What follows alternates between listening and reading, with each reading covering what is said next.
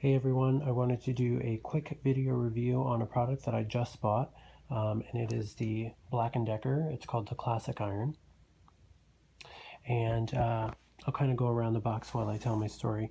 Long story short, I had an old crappy iron in high school, and it was like, I think, the cheapest iron at the grocery store. It was Proctor Silex, I believe. I had it for about 6 or 7 years. I basically beat the thing to death. I never worried about it, and it just went. One day it died on me, but it was like, okay, this $10 iron died on me, so like, what do I care? Whatever. So from there, I went out and bought a Sunbeam iron, and the Sunbeam iron died on me in under a year. It just didn't turn on one day. So from there, I bought a Rowenta iron, and the Rowenta, which is supposed to be a luxury ironing brand, also it started pouring water out on me yesterday morning, and hot water fell all over my feet, which was really fun. So I was pretty peeved because that was literally 6 months ago I bought it. It is currently February. I bought it in the end of August, so 6 months. So I went to Bed Bath & Beyond. I returned the Rowenta, in which I kept my receipt and box and everything, luckily, because my other Sunbeam iron cranked out so quickly. I returned the Rowenta, and I bought a Shark iron yesterday, and I brought it home, and it was their 1800 watt professional steam power whatever series, and it was leaking all over the place. I mean, there was a kind of weird selector dial here, and water was coming out of the dial. And it wasn't just a little bit. I thought maybe I overfilled it or something, but I drained out some of the water, and then I turned it off completely, let it dry out, came back, ironed more, filled it up halfway, and it was leaking. So somehow there was just a leakage problem, and I was reading reviews. A lot of the Sharks have weird leakage problems, and I said, you know what, this is ridiculous. I'm spending like $50+ on these irons. Not 50 plus, about 50. I think the Rowenta and the Shark were both 50. I said, why am I spending money on these irons? But mind you, I do need a good iron because I wear a dress shirt every day, and pants and everything. So I iron a lot. So I need an iron. So I said, let me try this one out. My grandma had it. She had the original old school ones, and then she would keep buying. Black&Decker has made this classic one for a good long time. And my grandma would always buy them, and she had good luck. So I said, well, let me go ahead and buy them. So this is the iron. Looks, as the name says, kind of old school, kind of classic. And yeah, super basic. It was 25 bucks, we'll say. It has a temperature dial. There's the guide and a button. I don't know if you could see, it says up for steam. And this is like has no features. It's literally either dry or steam. Those are the options: dry, steam.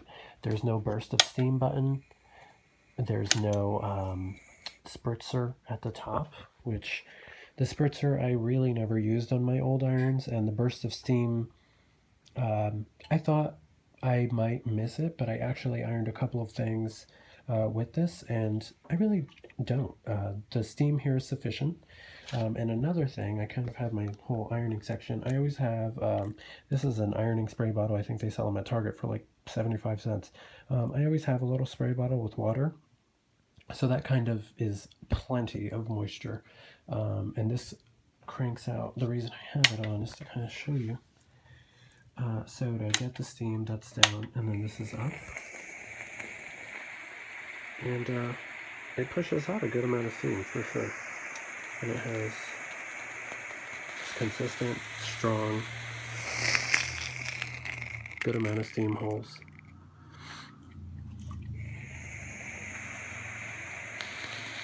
So steam definitely isn't an issue. I have my starch, which also adds moisture if you use starch. And I starch with steam. Some people starch with the steam off. I starch with steam. And another thing I've always kind of had is just any water bottle. I iron in big batches, so I'll be at the ironing board for, over an hour, sometimes even two. Just on a Sunday night, I'll put on some music and start ironing. And this way I just don't have to go to the sink a million times. I could just fill that up and pour it right in. So this iron is great. This steam is great. The on and off works seamlessly. The only thing that I kind of don't like, this is really the only complaint, because the burst of steam whatever and the spritz or whatever. The only thing I don't like is where the water goes in. There's no cover. So first of all, the first time I overfilled it, because there's this little kind of window and it's literally just like there's a max line and that's it. So the first time I overfilled it, but anywho, it's fine. It doesn't drip a lot, but if you jerk it forward like too quickly while you're ironing, a little drip will come out. It's not, it doesn't pour by any means. You know, it's not like it's drowning your fabrics, but that's just something you have to keep in mind with this iron, because it's retro and there's no door on there. You know, water might come out. With that being said, it doesn't just leak and it doesn't just drip or anything. It's really only if you really get into ironing and intensely go forward. So that's the only thing that, you know, I'll get used to it, but it was just, it threw me off because I've had irons with doors on them for so long, so I've never had to worry about that.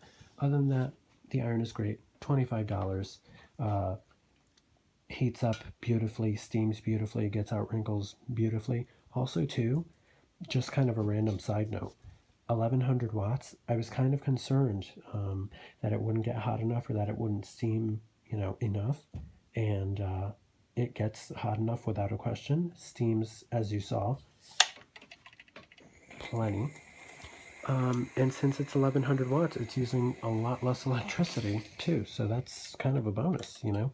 So yeah, that's my review and kind of quick demo of the Black & Decker, the classic iron, $25. If you have any questions, let me know. This one actually has really good reviews online, which is, you know, much better than the majority of irons that I was looking at. Most of them either leak, burn, drop, you know, temperature crazily. So yeah, there you are. If you have any questions, let me know. If you want to see any other, I guess, ironing related videos, let me know. And this was just a quick choppy on my cell phone review. I am not a YouTube video person by any means. I just kind of wanted to give you the rundown. So thanks for watching.